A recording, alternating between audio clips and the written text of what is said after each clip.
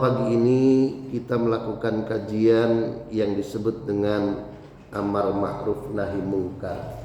Amar ma'ruf nahi mungkar. Kata amar ma'ruf itu yang bisa kita lihat berdampingan dengan mungkar. Jadi amar ma'ruf nahi mungkar itu menurut Syekh Muhammad Fuad Abdul Baqi di dalam kitab Al-Mu'jamul Mufahros li Al-Fadil Quranil Karim, setidak-tidaknya ada 14 kali disebut di dalam Al-Quran. Di dalam 14 tempat di dalam Al-Quran surat Al-Imran saja disebut 3 kali, di 104, 110 dan 114. Hadirin kaum muslimin sidang subuh rahimakumullah. Al-Quran Al-Imran 104 menegaskan wal takum minkum ummatu yad'una ilal khair wa ya'muruna bil ma'ruf wa yanhauna 'anil munkar wa ulaika humul muflihun. Hendaklah ada di antara kalian, di antara kamu, segolongan umat yang menyeru kepada kebaikan, menyuruh berbuat ma'ruf dan mencegah dari perbuatan mungkar. Ayat ini kemudian diakhiri dengan wa ulaika humul muflihun. Mereka itulah orang-orang yang mendapat keberuntungan. Alhamdulillah. Ini nanti orang-orang yang suka berbuat amar ma'ruf nahi mungkar itu insya Allah di dunianya bahagia, di akhiratnya masuk surga. Amin ya rabbal alamin. Kaum muslimin sidang subuh rahimakumullah, berkaitan dengan amar ma'ruf, Syekh Zainuddin Al-Maribari di dalam kitab Irsyadul Ibad, beliau mengutip Quran surat At-Taubah ayat 71, wal mu'minuna wal mu'minatu ba'duhum awliya'u ba'd ya'muruna bil ma'ruf wa yanhauna 'anil munkar. Orang-orang yang beriman, baik laki-laki dan perempuan, sebagian dari mereka menjadi penolong bagi sebagian yang lain. Mereka menyuruh berbuat ma'ruf dan mencegah dari perbuatan mungkar. Jadi sudah seharusnya mukmin dan mukminat di dalam kaitan amar ma'ruf nahi mungkar harus saling bantu membantu dan tolong menolong insya Allah. Lalu kemudian Syekh Zainuddin Al-Maribari berkaitan dengan At-Taubah ayat 71, beliau mengutip pendapat Imam Ghazali. Kata Imam Ghazali, qala Ghazali al-qala al-Ghazali afhamatil ayatu anna man hajaruhuma kharaja minal mu'minin. Nah ini Pak, kata Imam Ghazali, afhamatil ayat, memahami ayat ini memberikan pemahaman man hajarhuma, barang siapa yang meninggalkan, barang siapa yang tidak berbuat huma amar ma'ruf nahi mungkar, Imam Ghazali menegaskan kharaja minal mu'minin, maka orang itu dianggap keluar dari orang-orang beriman. Na'udzubillah min dzalik. Oh, berat ini Pak. Imam Ghazali tasawuf tapi diam-diam berat. Jika orang itu meninggalkan amar ma'ruf nahi mungkar, kata Imam Ghazali, kharaja minal mu'minin, orang itu dianggap berarti keluar dari orang-orang beriman. Nah ini Imam Ghazali.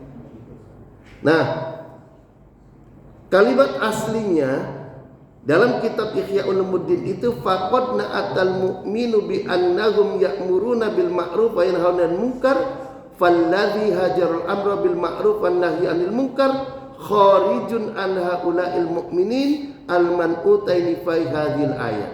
Jadi Imam Ghazali menegaskan khariju an haula'il mu'minin, keluar dari rombongan orang-orang yang beriman. Amar ma'ruf nahi mungkar itu tidak mesti ustaz, tidak mesti kiai, tidak mesti ulama. Kita pun harus amar ma'ruf nahi mungkar. Pamannya ada anak main api, bermain bensin, sedangkan bahaya api kan bisa membakar. Lalu kita diam saja. Itu namanya kita tidak mencegah terjadinya kemungkaran. Kalau sampai terjadi kebakaran, maka semua akan menerima bahayanya. Nah, Imam Qurtubi menegaskan di dalam kitab tafsirnya, ja'alahumallahu farqan bainal mu'minin wal munafikin. Yang membedakan orang mukmin dan orang munafik itu, kata Imam Qurtubi, ja'alahumallahu farqan bainal mu'minin wal munafikin. Jadi kalau orang itu mengamalkan amar ma'ruf nahi mungkar, berarti dia mukmin. Tapi kalau dia meninggalkan amar ma'ruf nahi mungkar, berarti dia munafikin. Na'udzubillah min dzalik. Ngakunya beriman, dia ngerti ilmu agama, dia faham agama, malah mendukung yang batil. Na'udzubillah min dzalik. Nih. Nah, kata Imam Rozin di dalam dikutip oleh Syekh Zainuddin Al-Mibari, dia mengatakan malaka ilayya wa ma baini wa bainaka ma'rifatun fa yaqulu kunta tarani ala khata'i wal munkari wa la tahani. Kata Imam Rozin, nanti di akhirat ada orang yang menggelayut, nebeng, menggelayuti seseorang, padahal orang itu tidak kenal. Maka orang itu bertanya, malaka ilayya wa ma baini wa bainaka ma'rifatun. Kenapa Anda membanding aku? Kenapa Anda gelayut kepadaku? Kenapa Anda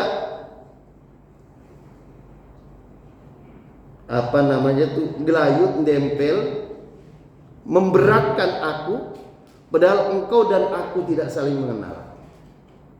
Lalu kemudian orang itu, kunta taroni ala khoto'i wal munkari wala tahani. Dulu waktu di dunia, taroni ala khoto'i, engkau melihat aku berbuat maksiat, engkau melihat aku berbuat mungkar, wala tahani, namun engkau tidak mencegah aku dari perbuatan mungkar itu. Masya Allah. Ini berapa?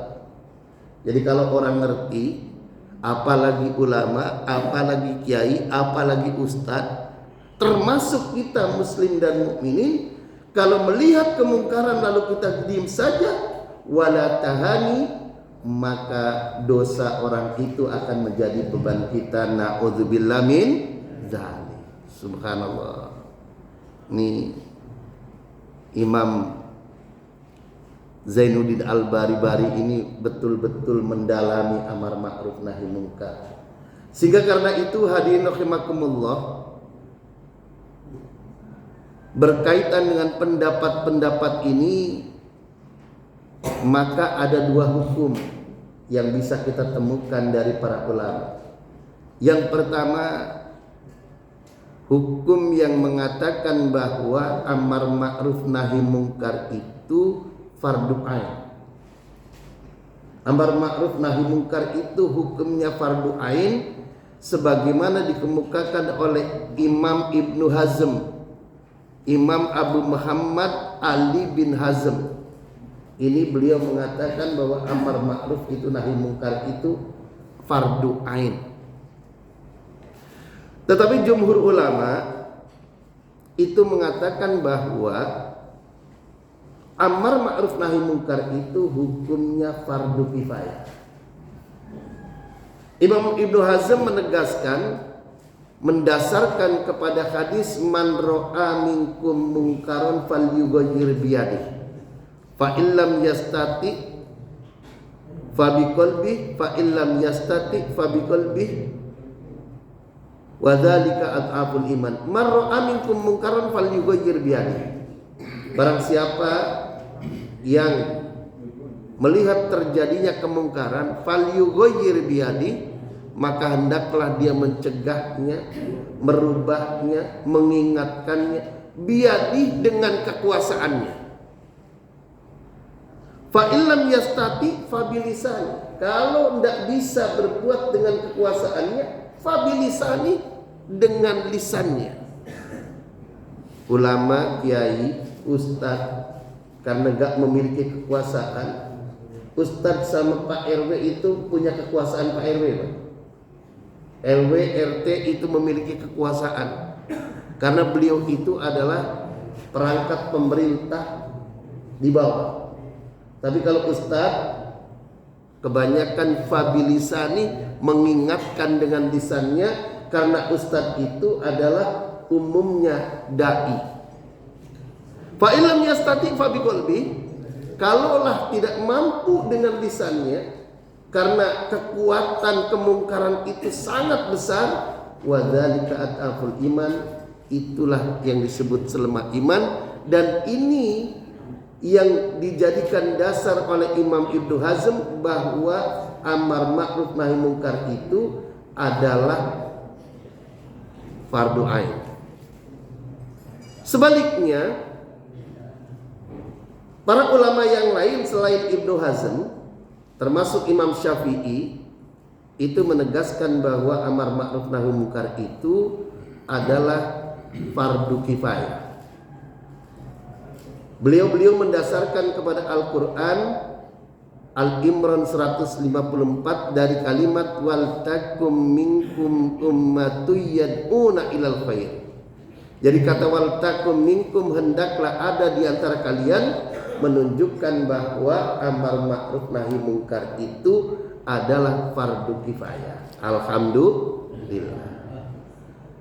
Kalau amar ma'ruf nahi mungkar itu fardu kifayah, maka berarti apabila sudah ada yang mewakili, sudah ada yang mengambil bagian itu, baik amar ma'ruf maupun nahi mungkar, maka alhamdulillah kita sudah tidak terkena dosanya. Alhamdulillah.